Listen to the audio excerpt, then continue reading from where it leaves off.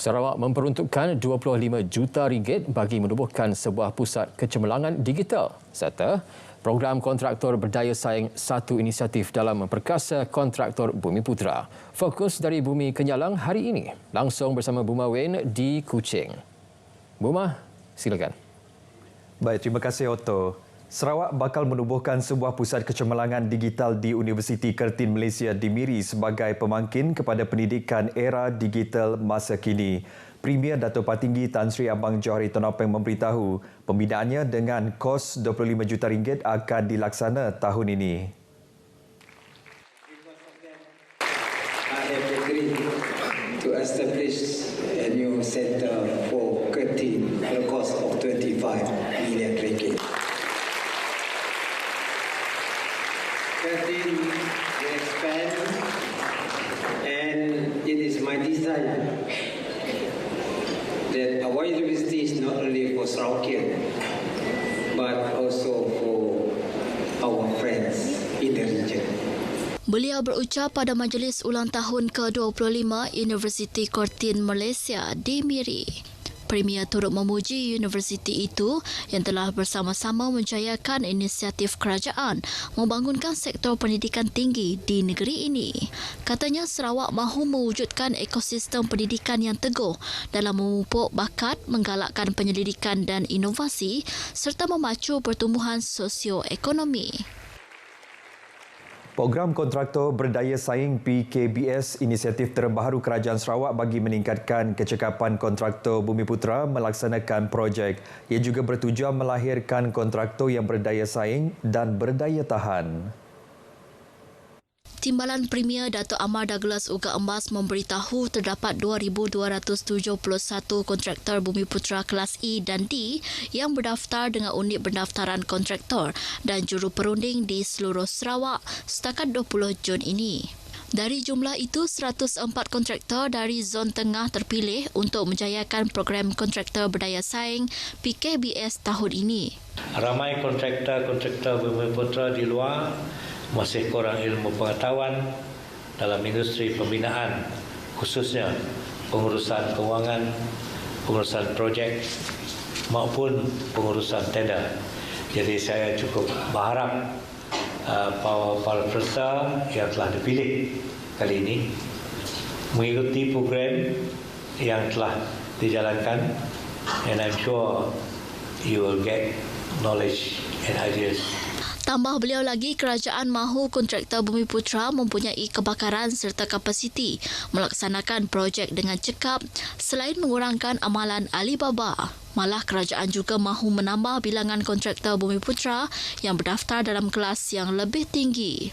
Beliau berkata demikian semasa berucap pada penutupan program kontraktor berdaya saing Zon Tengah di Sibu. Suruhanjaya Perumahan Negara Berhad SPNB berusaha mendapatkan lebih banyak peruntukan untuk projek Rumah Mesra Rakyat RMR 2.0 di Sarawak tahun ini. Pemangku Ketua Pegawai Eksekutif SPNB Zahanuddin Kamarudin memberitahu terdapat permintaan tinggi projek RMR di Sarawak dengan lebih 16,000 permohonan setakat ini. Menurut beliau, tahun ini hanya 470 unit diluluskan untuk Sarawak bagi projek tersebut dan lebih banyak peruntukan diperlukan bagi memenuhi permohonan yang layak. Sehingga kini SPNB telah melaksanakan 65,817 unit RMR seluruh negara dengan 2,525 unit di Sarawak telah siap dibina. Beliau berkata demikian pada program kemampanan komuniti bandar PKKB dan tanggungjawab sosial korporat Taman Vista Ilmu di Kota Semerahan.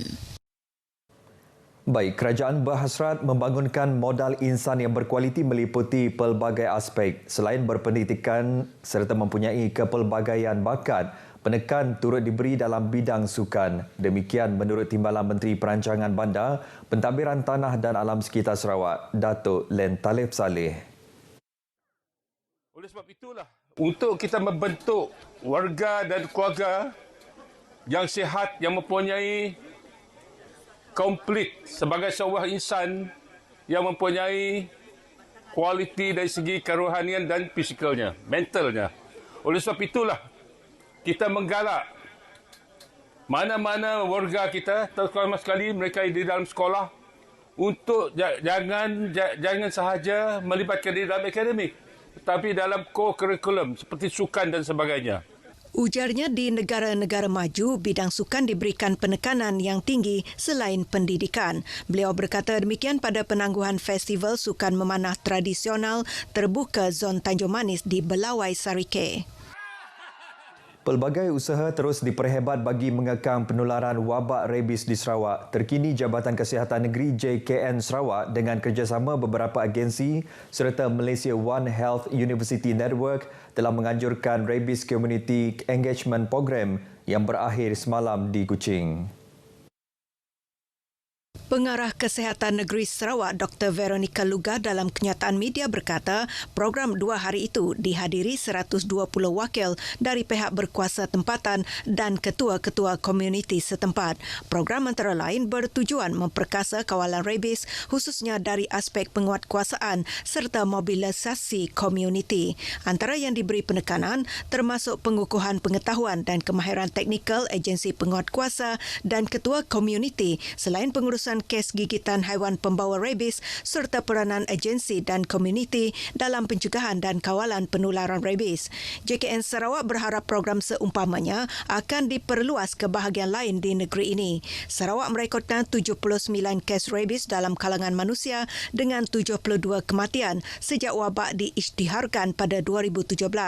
Tahun ini sahaja 4 kes telah dikesan dengan 3 daripadanya dari daerah Kuching. Sebuah blok bangunan lama di Sekolah Kebangsaan Muhibah Jalan Tanjung Bako di Kota Semarahan musnah dalam kebakaran awal pagi hari ini. Pusat Gerakan Operasi Bomba Sarawak dalam kenyataan berkata, pihaknya menerima panggilan kecemasan berhubung kebakaran itu pukul 1.18 pagi. 2 pasukan bomba dari Balai Bomba dan Penyelamat Kota Semarahan dan Tabuan Jaya telah diaktifkan bersama 2 jentera dengan kekuatan 16 anggota. Sebaik tiba di lokasi, pasukan bomba mendapati bangunan jenis struktur tidak kekal itu telah musnah sepenuhnya. Anggota bomba terus bertindak melakukan operasi pemadaman dan berjaya mengawal api daripada merebak ke bangunan bersebelahan. Operasi tamat pukul 4 pagi. Tiada mangsa terlibat dalam kebakaran itu, manakala punca serta nilai kerugian sedang disiasat. Baik saudara, perkongsian itu tadi mengakhiri berita dari Sarawak. Dari sungai hingga segara, Palestin pasti merdeka. Kembali bersama Otto untuk lebih banyak perkembangan berita selanjutnya. Otto, silakan. Terima kasih Buma langsung dari Sarawak.